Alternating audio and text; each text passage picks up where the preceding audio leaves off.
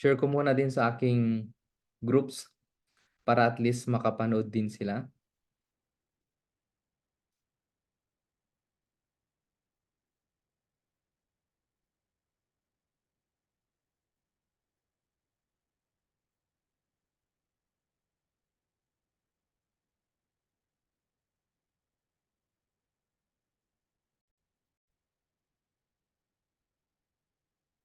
Yeah. So our topic right now, it's about a closing a deal. So sa mga hindi po nakakakilala sa akin, I'm Mentor J. Martraton. And ang network ko po right now, it's I Am Worldwide Company. Yan po yung aking Facebook page na kung saan dito po tayo naka-live. And sa ating YouTube channel, so itong recorded na to na training na to, so i-upload ko din to sa aking YouTube channel. So yan din po yung aking pangalan, J. Martraton. And hello po sa ating nanonood sa ating live, si Sir John Galindo. Hello po. So start na natin. So our topic, it's about closing a deal. Very important na matutunan nyo po kung paano mag-close ng deal kasi baliwala yung presentation mo kahit baliwala yung napakaganda mong produkto, yung napakagandang negosyo mo kapag kulang yung closing tips. Okay? Yung pag-close mo ng deal. Pag hindi mo na-close yung deal, hindi mo sign up yung clients mo, yung yung prospect mo, sayang. Okay? Ang goal natin is ma-close mo yung deal, yung mapa-agree mo iyong client or prospect mo. Okay?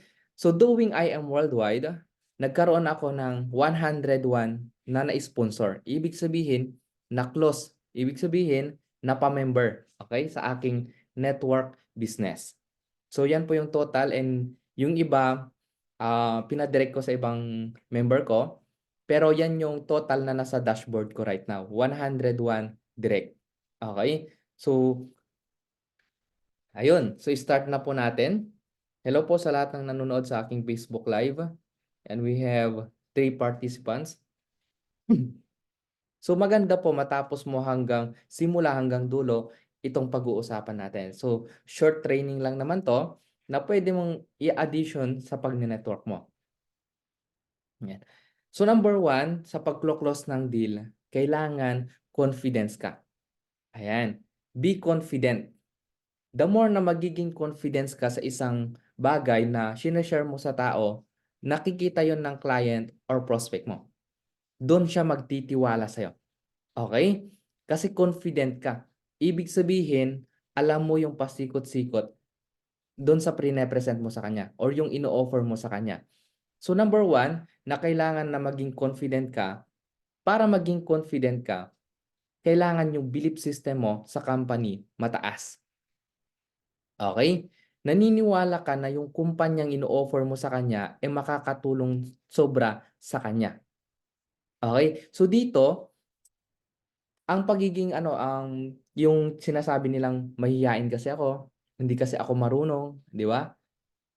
Wala kasi akong alam diyan, hindi ko kasi linya 'yan. Kapag gano'n yung naiisip ng isang tao, nawawala yung confident. Okay? Kapag mahiyain ka, kapag nahihiya ka dun sa isang bagay, ibig sabihin natatakot ka. Okay? Kapag natatakot ka, nawawala yung confidence mo. Okay? Para mawala yung takot mo, yung duda mo, lahat ng 'yan, kailangan mong maging confident. Okay? Nangyayari 'yan kapag alam mo yung ino-offer mo sa kanya. So, believe in the company. Sino ba nga mga may-ari ng company? Okay, ano ba yung background ng company? Paano ba nabuo yung kumpanya? Lahat 'yon, dinidetailed mo, inaalam mo lahat 'yon. Okay? Ibig sabihin, kapag alam mo lahat 'yon, tulad diyan, I Am Worldwide, alam mo yung mga may-ari ng company natin is God-centered. Tapos, alam mo 'yon, yung may integrity na gano'n nila pinapatakbo yung kumpanya. Kaya yung tiwala ko sobra-sobra. Kasi wala akong problem sa company. Ang poproblemahin ko na lang yung hataw ko kasi napakaayos talaga ng sistema ng kumpanya, ng IM Worldwide. Gano'n yung belief ko pagdating sa company. And master your product. Okay? So, Pagdating sa produkto na ino-offer mo sa tao, like sa atin, we are catering health products. So kailangan detailed 'yon, alam mo lahat 'yon. Okay? Yung anong lasa ng mga product, 'yan kailangan alam mo 'yon. Kasi 'pag in-offer mo 'yan sa tao, tapos tinanong ano yung lasa ng product, eh, hindi mo alam, oh, paano mo pa 'di ba, paano mo pa mapapa-entry yung prospect mo? Okay, saan nanggaling yung product, okay, lahat ng detail, even yung mga testimonials kailangan meron ka na din nun, okay. Naka-save lahat 'yan sa album mo, puwedeng ang sa'kin meron niyang album na pang-product, lahat ng testimony meron 'yon. 'Pag nagtanong yung client, "Puwede ba 'yan sa high blood, puwede ba 'yan sa diabetic?" Sine-send ko agad yung mga testimonials kasi testimonial speak louder. Okay, ibig sabihin, yun ang tinitignan ng tao kung may nakagamit na ba yan at naging effective sa kanya sa ganitong problem. Okay. Testimonials, kahit gaano kaganda yung product na i-present mo na, lahat detailed kung saan-saan na yung mga micronutrients na yun. 'Pag hindi niya nakita na effective, eh, may kumbaga yung doubt niya, hindi mo maklo-close ng deal. So, very important yung testimonials. Okay, kailangan naka-save 'yan. Benefits ng product, meron ka na din 'yan, isang album lahat 'yan. Okay, lahat ng 'yon kailangan meron ka nun, tools. Okay. Pangatlo, master your marketing plan. Yung 13 ways natin or 14 ways of earnings natin. Ano ba yung mga kitaan natin? Oh, kailangan kabisado mo 'yun. Okay, para 'pag tinanong ka ng client mo or prospect mo, na-invite mo siya into business, tinanong, "Paano ba ako kikita diyan? Okay, ano ba yung mga gagawin ko diyan?" So, ibig sabihin kapag alam mo yung mga bagay na yon, nagiging confidence ka na i-present sa kanya na, "Ito kasi yung gagawin, ito yung mga kitaan." Detailed, meron ka niyan, okey? And very important, para ma-build mo pa yung confidence mo, maniwala ka sa sarili mo na kaya mo, okey? Kapag may kinakausap kang client or prospect, sabi nga nila, ang hirap magtiwala ng tao sa atin kung sa sarili mismo natin hindi natin pinapaniwalaan. So, kailangan yung belief system natin sa sarili natin mataas, na alam natin yung ginagawa nating business, na natutulungan tayo at natutulungan din sa iba, okey? Kailangan dito mentors, ikaw mismo naniniwala ka sa sarili mo para magtiwala yung ibang tao sa'yo, okey? Ngayon, para maging confident ka, ito yung importante, always attend training. Kasi diyan mo malalaman yung background ng company, ma-master mo yung product, ma-master mo yung marketing plan, okey? Nagiging ano mo yun, nagiging confident ka, yung pagiging mahiyain mo nawawala yan. Kaya 'pag ikaw yung tipong magsasali sa ganitong business, network marketing, at sinabi mong, "Mahiyain kasi ako, eh." Oh, 'di ba? Hindi ko kasi linya yan, eh. 'Pag mga gano'n, yung nasa back of your mind, ibig sabihin lang nun hindi mo pa kasi alam paano gawin yung isang bagay, okey? Pero kaka-attend ng kaka-attend mo ng training, nahahasa ka, okey? Natututunan mo yung lahat ng bagay-bagay. Dun ngayon, yung hindi mo linya before pero alam na alam mo na. Parang parang ano lang, dito sa mundo kasi walang linya-linya dito, eh. Walang pinanganak agad na doktor na, magaling ng alam mo yun, pagiging doktor, alam mo yun, magaling ng negosyante, 'di ba? Wala, eh, lahat ng bagay napapag-aralan, okey? Kaya tanggalin natin back of our mind yung mahiyain kasi ako, hindi ko kaya 'yan, lahat ng mga reason or excuses ba't hindi natin gawin yung isang bagay, tanggalin natin yon, okey? Para maging confident tayo. So, very important yon, maging confidence ka sa lahat ng sinasabi mo sa client or prospect mo, okey? Tapos dagdagan mo siya ng excitement. 'Pag ako nagpe-represent sa mga prospect ko, mga clients ko, andun yung excitement, andun yung confidence na matutulungan ko talaga siya, okey? Number two, very important 'to na before and during presentation, nagagawa mo na 'to, okey? Hello kay Ma'am Chang Chang, ayan watching, hello po. So, before and during presentation, mga mentors 'no, very important na malaman mo 'to. Okay? The art of questioning. The person who asks the question controls the conversation. So dito, na natutunan ko sa pagdating sa sales. 'Di ba lagi kasing sinasabi sa akin nung hanggang ngayon 'no, na nagne-network ako, nagbi-business ako. Ang laging sinasabi sa akin, "Linya mo kasi 'yan kasi ang galing mo kasing mag-sales talk." Okey? Yung pagse-sales talk ibig sabihin, yung ibang tao ang galing mo kasing magsalita, 'di ba, mga gano'n, et cetera. Pero nalaman ko na ang pagiging salesperson pala, yung magiging magaling ka magbenta ng product and mag-offer ng opportunity, kailangan pala magaling kang magtanong. Okay, kasi doon sa pagtatanong na yon nalalaman mo kung ano yung kailangan ng prospect mo or clients mo. Kaya mo siya naklo-close ng deal. So very important, kilala mo yung audience mo. Know your audience. Sino ba 'tong kakausapin ko na 'to? Ano yung background? Ano yung pinagkakaabalahan? Saan siya interested? Ibig sabihin, kilalanin mo yung taong yun at alamin mo yung tinatawag na reason why. Yung why, yung needs, wants, desire, or problem nung prospect mo bago mo pa siya presentan. Kaya nga may tinatawag na building rapport. Okay? Building rapport, ito yung nakikilala mo yung prospect mo. Kung meron akong pinupuntahan ng mga big presentation, nauuna agad ako bago ako nagpe-represent do'n. Like example, may binabaan akong isang lugar and pagbaba ko do'n, siyempre kailangan hindi ka lang be on time, kailangan nauuna ka. Like example, yung yung client mo or yung presentation mo is mag-i-start siya ng 3 PM, okey? 3 PM, andun ka na mga 2 PM. Para dun sa isang oras na yon, okay, siyempre kuwentuhan muna 'yan, 'di ba? Bago ka mag-present, gina-gathered muna lahat ng audience. So, dun nakikipagdaldalan ako. Okay, nakikipagdaldalan ako dun sa mga tao dun. So, inaalam ko ano yung mga background nila, ano yung mga pinagkakaabalahan nila, ano yung mga gusto nila, gano'n. So, pagdating naman sa one-on-one presentation, gano'n kasi kailangan alamin mo yung reason why. Pagdating naman sa one-on-one conversation, 'yan alamin mo yung needs. Ano bang kailangan nitong taong 'to? So, dito pa lang kapag kasi kailangan right mindset tayo 'pag nagpro-prospecting tayo. Ang lagi kong iniisip, ano yung maitutulong ng product at opportunity ko dito sa taong 'to? Kaya yung mga tanong ko, dun papunta, dun sa gusto kong malaman. Ano yung maitutulong ng opportunity ko or products ko sa taong 'to? Kailangan alam natin yun, mentors. Ano yung needs, wants. Kung wala namang needs, baka may gusto, may desire, may gusto pa. Ibig sabihin, okay na siya sa health, okay na siya sa financial, okay na sa lahat. Pero may gusto pa siya. Okay, may mas mataas pa siyang goal. Yan. Tapos, yung pinakalahat, yung problem. Okay? Ngayon, dun yung pagtatanong mo. The art of questioning. Okay?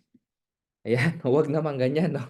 Pagtatanong mo gusto mong malaman lahat, gusto mong malaman lahat ng mga details. Pero, yun nga, tanggalin natin. Ayan. So, art of questioning, ayan. Okey, so right now, meron akong kuwento para madali niyong maunawaan yung tinatawag na alamin mo muna yung reason why or needs, wants, desire ng problem ng prospect mo. Itong kwento na 'to, it's, story of dirty tactics ng isang car dealing company. Ang kwento nito, okey lang ba magkuwento muna 'no?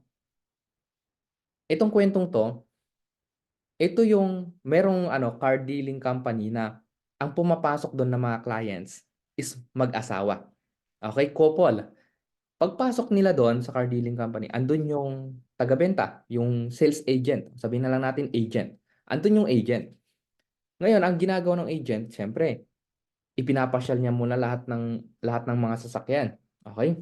Pagpasok ng mag-asawa, itino-tour niya muna, "Ito po yung mga ibang products namin, ito yung mga sasakyan, ganito, ganitong kulay," et cetera. Ipinakita niya lahat ng model, okey, ng car. And then after that, ang ginagawa ng agent, pinapapunta niya sa isang room, okey? Pagpunta sa isang room, dun na ang ginagawa ng agent, "Okey, puwede bang iwan ko muna kayo diyan?" 'Di ba? So iniwan niya yung couple or mag-asawa dun sa room na yon. Pagtapos nun, umalis yung agent. Okay? Siyempre, andun yung mag-asawa, iniwan niya doon, nag-uusap. Okay? Habang nag-uusap, yung agent nasa kabilang kwarto. Since nasa kabilang kwarto yung agent, mayroon siyang mga inilagay na mga microphone yung alam mo yon para marinig niya sa kabilang kwarto yung usapan nung couple or mag-asawa. Ngayon, ang nagiging usapan ng mag-asawa na yon, it's about ano yung nagustuhan nilang sasakyan, ano yung ayaw nila, ano yung kulay na gusto nila, lahat. Nag-usap sila na ito yung gusto ko, hindi, mas maganda to. Yung ngayon napagtanto nila, ito na lang yung kunin natin, parang mas maganda tong ganito. Narinig ngayon yung agent yung usapan na yon. And then after that conversation, syempre yung agent lumabas sa kabilang kwarto, pumasok ulit doon sa kwarto ng couple or mag-asawa. Ngayon, doon na nag-umpisang magsalita yung agent. Alam niyo po, nakita kong bagay sa inyo, yung ganitong kulay, yung ganitong sasakyan, ganitong itsura, ganitong model. Ang iniisip ng mag-asawa, ang galing niyang magbasa ng isip. Parang yung gusto nila, nalalaman niya, parang ganun siya magbasa ng isip. Well, anyway, hindi naman talaga magaling magbasa yon ng isip, kundi narinig niya kasi. Kaya ngayon, since alam niya yung needs, wants, or desire ng art problems ng prospect, nailatag niya yung para sa kanila talaga, yung needs talaga nila, binibili nila. Kaya paglabas doon sa car dealing company, bili, okay? Bumili. Ngayon, anyway, yun yung kwento. Na-close deal niya lagi. Pero anyway, itong dirty tactics na yan, huwag nating gawin, no, sa network natin kasi unethical po 'yon. Actually bayad ng malaki yung gumawa niyan, no, na fine, kumbaga malaking binayaran. Tapos I think sinara din yung dealing company na yan. Okay, car dealing company. So, pero kung makukuha mo yung story na yon, ang laki ng impact kapag alam mo yung needs, wants at desire or problem ng prospect mo para mabilis mo siyang ma-close deal. Okay? Ngayon, hindi mo na kailangan din ng gano'n, maglagay pa ng microphone, maglagay ng ganito, etc., etc. Ganito, kapag alam mo yung needs, wants, desire at problem ng prospect mo, magagawa mo ng maiposisyon ang products at opportunity mo as solusyon sa mga problems nila and as a vehicles para makuha nila yung mga wants at desire nila. Okay? Magagawa mong maiposisyon ang sarili mo as the problem solver and a friend offering help and solution. So kung ikaw, meron kang kailangan, meron kang gusto, at inoferan ka ng tulong na pwedeng makatulong sa'yo, sa tingin mo tatanggihan mo ba? Hindi, di ba? Kasi kailangan mo. Hindi mo tatanggihan. Ganon din sa pagne-network natin. We are offering na napakagandang health products, napakagandang opportunity, nakitaan. So, doon pa lang, kapag nakuha mo to before ng presentation, makukuha mong ma-close deal yung prospect mo. Alamin mo yung reason why. Anyway, go tayo, no? Hello po sa lahat ng nanonood. Ito yung first concern ng prospect mo. May tatlo. Back of their mind, tumatakbo to sa isip nila habang prinepresentan mo ng negosyo. Okay? Ng products. Okay? Ng network. Ngayon, back of their mind, kailangan dun pa lang sa presentation mo, nababanggit mo na tong bagay na to. Tatlo. Okay? Kailangan mo tong ma-master. Ano yon? Habang present mo yung opportunity, yung kitaan, yung negosyo, nilatag mo, ang tumatakbo sa isipan ng tao, can I trust you? Mapagkakatiwalaan ko ba tong taong to? Okay? Ayan. Yun ang tanong niya. Kaya doon pa lang, kailangan mong i-build yung credibility mo, yung ikaw mismo as an agent na nagbebenta ng product, di ba? Parang sa ano yan parang sa online. Bago yan bumili, alam niyang maganda yung product mo, alam niyang maganda yung negosyo mo, pero tinitignan ka muna. Tinitignan ka muna ng prospect kung mapagkakatiwalaan ba tong taong to. Kaya kailangan mentors, okay? Kailangan yung sarili mo i-build mo. Yung katiwa-tiwala, okay? Number 2, can I do it? Kaya ko din bang gawin yan? Kaya lahat ng mga presentation namin, very simple lang. Yung madaling maunawaan nung prospect or clients. Kasi kapag ginawa niya din tong business na to, kaya niya din gawin. Kaya nga, keep it short and simple and very basic yung tinuturo. Okay, yun yung nilalatag. Kasi kailangan maisip ng client na kaya niya din gawin. Kasi pag nag-join ba ako sa ganitong business mo, gagawin ko din ba yan? Di ba? Can I do it? Number 3, can you help me? Okay. Very important yan yung can you help me. Kaya lagi kong sinasabi sa lahat ng presentation, hindi mo ito gagawin mag-isa. Gagawin mo to as a team. And hindi lang ako yung makakatulong sa'yo, makakatulong din ito yung mga mentors ko. Andito sila Mentor Shane, Mentor Kinix, Mentor Precious, di ba?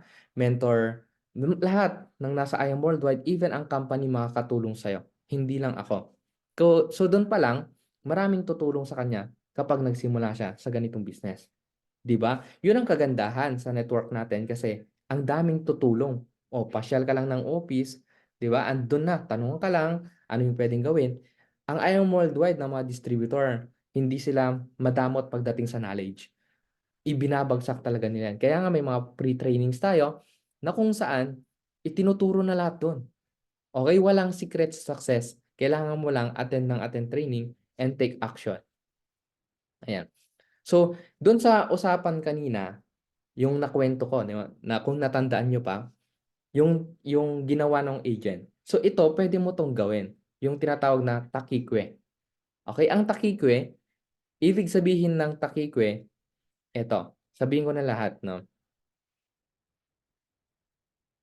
Yan. Step 1, step 2, and 3. Yung step 1, tanong. Kahit man lang sa words na takikwe, alam mo yun, mag-sink in sa mindset natin pag nakipag-usap tayo sa client. So, number 1, tanong. Identify mo the reason of objection by asking question. Number 2, kinig. Listen to their answer to learn the real reason of objection. Number 3, kwento. Yung kwento. Handling or answering the objection by using stories, analogy, and third-person testimonials. Okay, ganito. Hindi mo na kailangan pang maglagay ng mga record Ang gawin mo, sa base pa lang sa pagtatanong, na-identify mo na yung needs, wants, desire ng problem mo. Kaya nga nandun sa una kanina, the art of questioning. So, ngayon, like example, di ba sa pag-close deal, ano yung madalas na nai-experience nyong objection ng prospect? Pwedeng ang iniisip mo right now is, wala akong pera. Ayan, wala kasi akong pera eh. Sobrang busy kasi ako. Ang dami kong ginagawa. Di ba? Ano pa ba itatanong ko muna sa partner ko? Ganun. Ano pa ba yung madalas na marinig mo pag ikaw nakipag-usap ng client? Okay? Ngayon, ito na. Dun sa tanong. Okay? Like example, wala kasi akong pera. O ngayon, ang next na gagawin mo, hindi ka agad sasagot na, ganito kasi ganyan, etc. Ganon. Tatanungin mo ulit siya. Okay, babalik mo ngayon yung tanong para ma-identify mo ba't wala siyang pera. Okay, pwede bang tanungin? Pwede bang tanungin wala akong pera? Hindi. Ah, like example, sabi mo, nagsabi siya na wala kasi akong pera eh. Pang-start sa business. Gusto ko siya. Okay, nagustuhan ko yung ino-offer mo pero wala kasi akong pera. Ang pwede mong gawin doon, pwede mong ibalik yung tanong sa kanya. Bakit po wala kayong pera? Okay, ngayon, ang sasabihin niya, ang dami ko kasing pagkakagastusan. Okay, nagastos ko sa ganito. Alam mo yan, kulang pa yung kinikita ko, kulang yung sinasahod ko. Di ba? Pwede mong, ang pinaka-important yung step 2. Tsaka ito yung pinakamadali sa lahat, yung kinig. Okay? Kailangan mong pakinggan ng maigi yung sinasabi ng prospect mo. Okay? Pakinggan mo siya para malaman mo yung objection niya talaga na totoo. Yung pala, kaya pala siya walang pera, baka sumasahod ng 300 pesos per day, ang gastos niya sa family pa lang niya, mga anak niya, 500 na. So, ibig sabihin na negative pa. Nagkautang pa. Or, ayun nga, mayroon kasi akong ginagastusan na ganito, kaya hindi ko muna mailaan sa ganyang business. Di ba? Maraming reason na kailangan mong pakinggan ng maigi. Okay? After that, pag napakinggan mo na yung totoong objection ng prospect mo, doon ka na magkukwento. Handling mo na yung objection. Okay? Pwede mong gumamit ng mga stories, okay? Kung may sarili kang stories, pwede mong i-share sa kanya. Ikaw, like example, nung nag-join ka, baka kaparehas mo siya. Pwede mo siyang ikwento yung kung ano yung na ginawa mong paraan. Okay? Yan. Okay, gamitin mo to. 3F. Ngayon, sabihin mo, ganyan din naman ako before. Wala din akong pera. Kung ikaw talagang, alam mo yon, nagsimula ka sa ganitong business na wala talagang pera. Alam mo, ganyan din naman ako before. Okay lang yan. Ngayon, pero na-realize ko doon, pwede mo na siyang isabihin yung kwento mo. Pero nung na-realize ko na pag hindi ko ginawan ng paraan itong opportunity na to, kasi nakita ko yung benefits, kung hindi ko to hindi ko to gagawa ng paraan, mananatiling ganun yung cycle at paulit-ulit ang problem ko, pera pa din. Okay? Kaya ginawan ko siya ng paraan. Ang ginawa kong paraan kung siyempre wala kang pera, nanghiram ka sa kakilala mo. 'Di ba?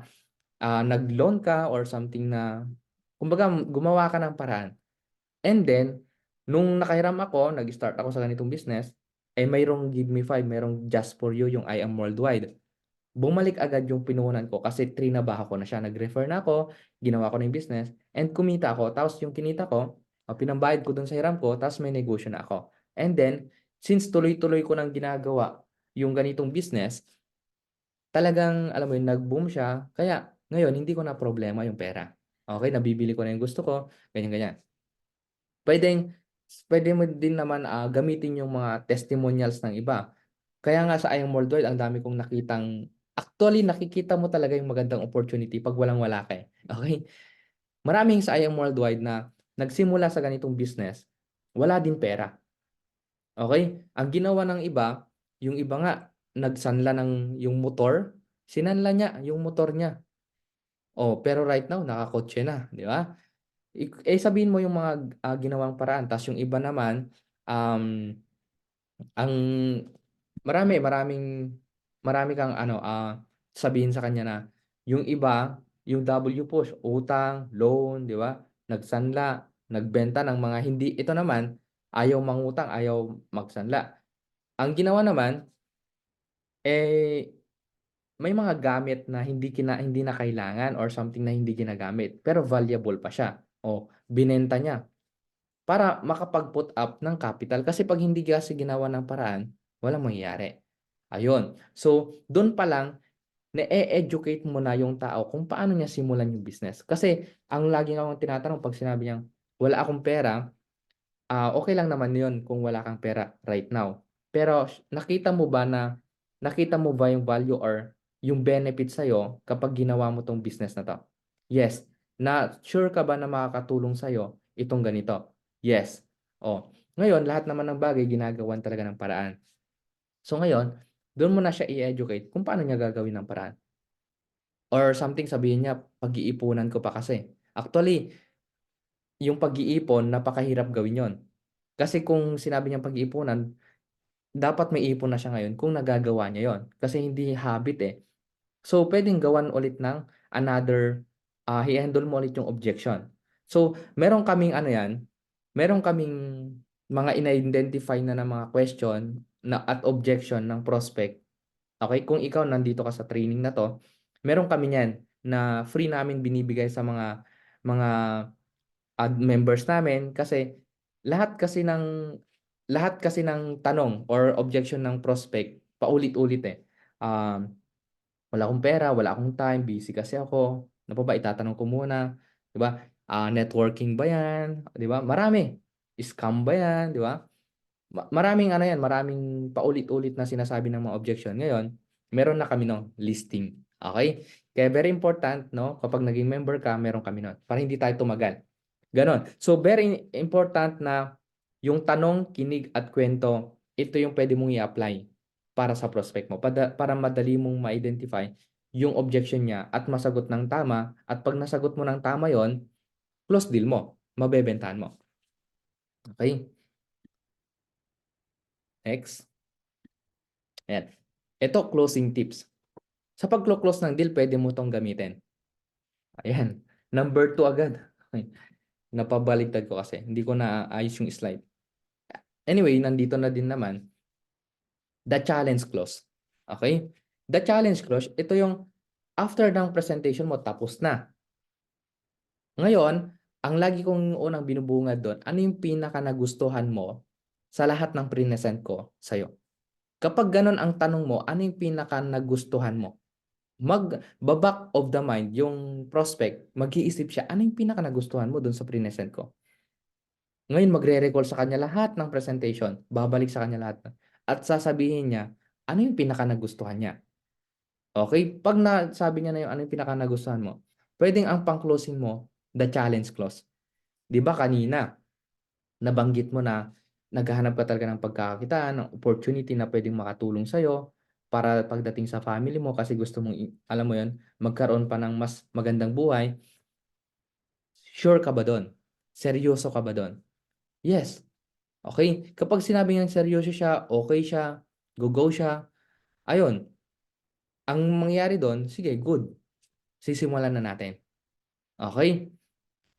Kasi dun lalabas yung kung pagiging seryoso niya, eh, dun sa totoong dahilan niya, ba't niya gustong tignan yung opportunity mo sa simula pa lang, okey? Ngayon pagdating sa product puwede mong gamitin pa rin yung challenge clause kasi seryoso ka ba talaga na gusto mong malunasan yung health problem mo? Ino-offer ko na sa'yo yung napakagandang product, seryoso ka ba talaga na gusto mong subukan? Oh, dun pa lang talagang ina-accept niya na yung challenge na, "Okey, seryoso ako, sige." 'Di ba? Number one, kasi. Number two, number one, the consultant clause. Ito yung madalas kong ginagamit, okey? Wait lang.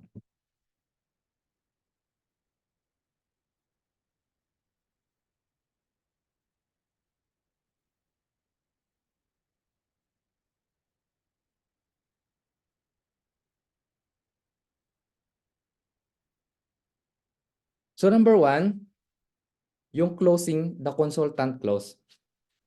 Dito, ito yung madalas kong ginagamit sa lahat ng pagko-close ng deal ko, okey? Inaalam ko yung problem ng prospect, yung reason why niya, tapos magre-recommend ako. Like example, kung sa product at 'pag sinabi niyang bigyan ko kayo ng konting kuwento 'no. Marami kasing nag-i-inquire sa'kin kasi, nagra-run kasi ako ng ads which is goods yun, kasi maraming nag-i-inquire na pagdating sa product. Okey, so product muna yung puwede kong i-share sa inyo dito 'no. Ngayon, 'pag sinabi niyang, magkano yung product mo, okey? Ngayon ang sasabihin ko ₱1,000 SRP kapag po member 500. Okey, gusto niya yung 500. So ang tanong niya, paano mag-member? Nilatag ko yung jade hanggang silver. So ito po yung jade, platinum, gold at saka silver. Ang mahal naman, okey. Automatic yun ang lalabas 'no? Ang mahal naman niyan. Ngayon since kakaano lang, kaka kakatanong niya lang na yung product namahalan agad, okey? Gagamitin mo na yung consultant clause. Since kaka-inquire niya lang, tatanungin ko siya, "May I ask po kung sino po yung gagamit ng product at ano po yung kanyang health problem?" Siyempre sinabi niya na, "Ay meron kasi akong diabetic, high blood." Sa sobrang dami na nating testimonials na yun na talagang gumaling na may mga high blood, 'di ba, may mga health concern. Ngayon, ano yung way na pag-take nila? So, nagiging consultant ka. Ang sasabihin ko, "Okey po, recommend ko po na pag-take ng barley is 3 times a day or more kung may health problem. At least 1 to 2 months dire-diretso niyo pong i-take." Okey? Ngayon, ang puwede pong ano, yung silver package kasi good for 2 to 3 months na po yun. Tapos next order mo po, makakamura na kayo, makakaalis na kayo, magiging 500 na lang siya. Ito po kasi yung mga nakagamit ng mga products sa'min. Okay, pinase-send ko yung mga testimonials. So dun pa lang, since nakakatulong sa kanya, needs niya, okay, puwedeng gawin niya na avail na siya agad nun, yung good for 2 to 3 months. And then yung iba naman, ita-try ko muna. Sige, try ko muna 3 boxes. Oh, dun pa lang nagiging consultant close, puwede kang makapagbenta ng product, puwede kang magpa-member. Okay, nagiging member na sila. Okay, sa opportunity naman,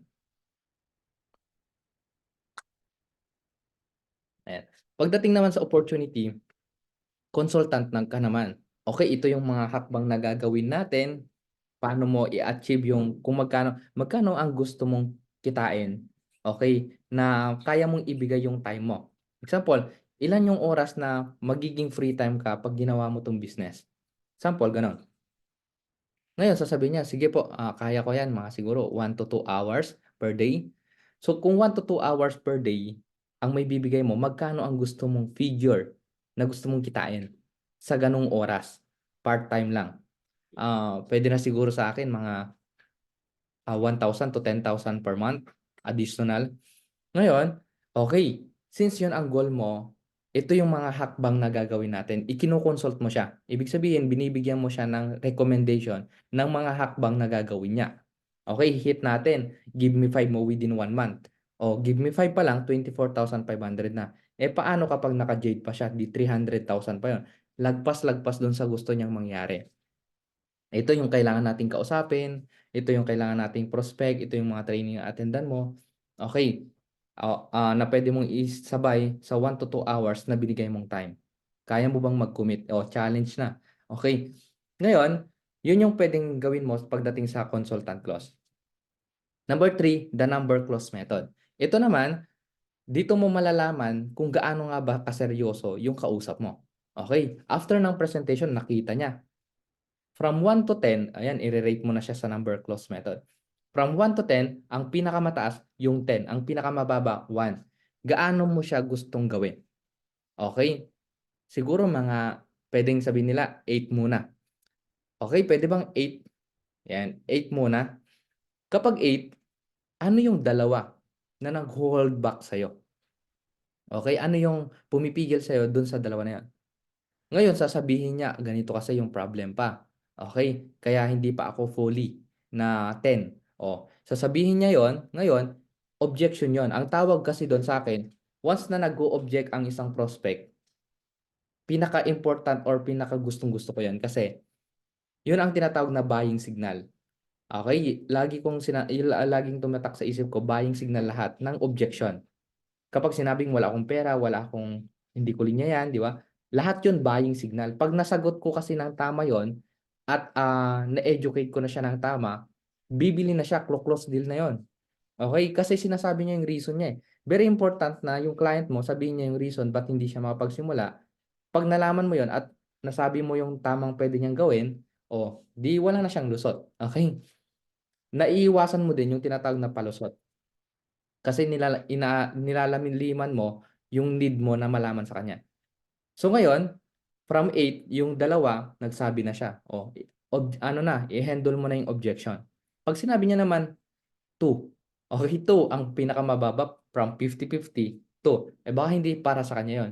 Dun pa lang 'pag sinabi niyang 2, okey, since 2, sobrang baba kasi niyan, alam mo yun, ang daming magiging problem pa, so baka hindi para sa'yo 'tong opportunity na 'to, itong kitaan na 'to. Okey, I think, hindi para sa'yo 'to, baka marami ka pang, alam mo 'yun, mga problem.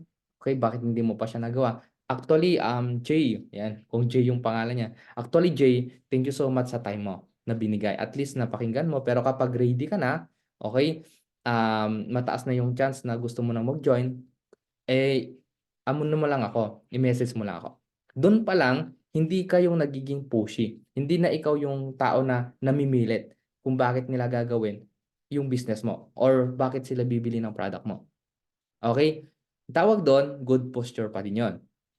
Kailangan kasi hindi sila ang naghahabol. Hindi ikaw ang naghahabol. Sila dapat ang maghabol kasi ikaw yung may magandang product. Ikaw yung may magandang opportunity. Lagyan mo siya ng value. Okey, baka hindi para sa kanila 'yun, so next prospect ka ulit. next client ka ulit. Okay? Very important yon, yung good posture. Kasi maraming ang I am worldwide or sa business natin para sa lahat. Pero hindi lahat para dito. Okay? Very important na mag-ano sa atin yon na kahit alam mo yun, kahit alam natin na makakatulong sa kanya, hindi siya gusto, hindi niya ready. So may mga ganun talaga. Anyway, ayan po. Yan, ito bonus na lang. Ay maganda yung no, ikaw yung nagre-reject sa client mo. Gano'n talaga. Puwede kang mag-reject ng client. Hindi lang sila ang nagre-reject, ikaw din. Okay? Do'n sa mga tips na binigay ko na 'yan. So ito puwedeng maging bonus na lang 'to sa pagko-close ng deal.